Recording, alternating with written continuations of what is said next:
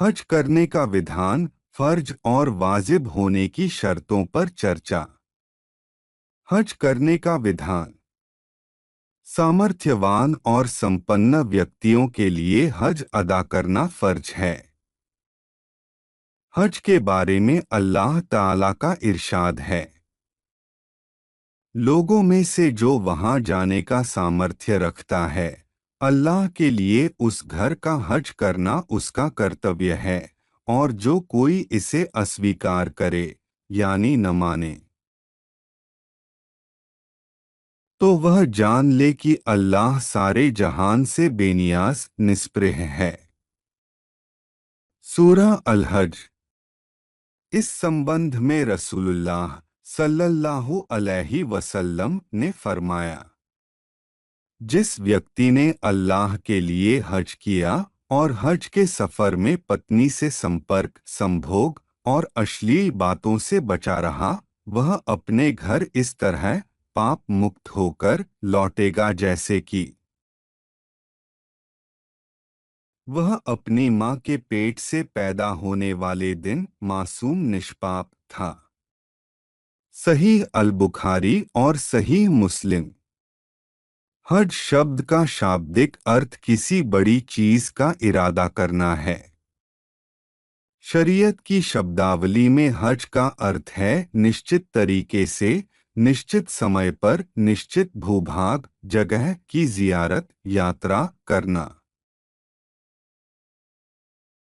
हज फर्ज है, इस विषय पर सभी मुसलमान एकमत हैं। इस बारे में किसी ने मतभेद नहीं किया है। हज फर्ज होने की शर्तें।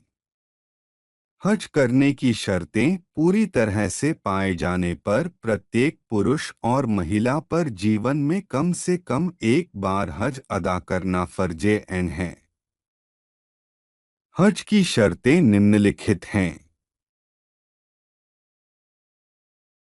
एक, व्यक्ति का मुस्लिम होना। इसलिए काफिर पर हज अदा करना फर्ज नहीं है। दो, व्यक्ति का स्वतंत्र आजाद होना। इसलिए गुलाम, दास पर हज अदा करना फर्ज नहीं है। तीन, व्यक्ति का बालिग वयस्क होना। इसलिए नाबालिग पर हज अदा करना फर्ज नहीं है। चार, व्यक्ति का समझदार होशमंद होना। इसलिए पागल पर हज अदा करना फर्ज नहीं है। पांच, व्यक्ति का सामर्थ्यवान होना। इसलिए असमर्थ व्यक्ति पर हज अदा करना फर्ज नहीं है। सामर्थ्यवान होने का अर्थ है हज के सफर के लिए आवश्यक वाहन और रास्ते के खर्च पाथे का मालिक होना, जो उसकी अनुपस्थिति के समय परिवार के खाने पीने के खर्च से अधिक बचा हुआ हो। हज अदा करना वाजिब होने की शर्तें। हज करने की शर्तें पूरी तरह से पाए जाने पर हज अदा करना वाजिब होगा। हज वाजिब होने की शर्तें निम्नलिखित हैं। एक, शरीर का स्वस्थ होना। आंख अपंग, लकवाग्रस्त और सफर की ताकत न रखने वाले अति वृद्ध व्यक्ति पर हज अदा करना वाजिब नहीं है।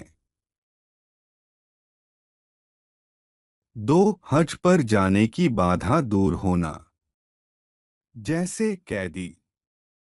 हज से रोकने वाले शासक से भयभीत व्यक्ति पर हज अदा करना फर्ज नहीं है। तीन, रास्ता सुरक्षित होना। रास्ता सुरक्षित न हो तो हज अदा करना फर्ज नहीं है। चार, महिला के मामले में हज के सफर में पति या महरम का साथ होना।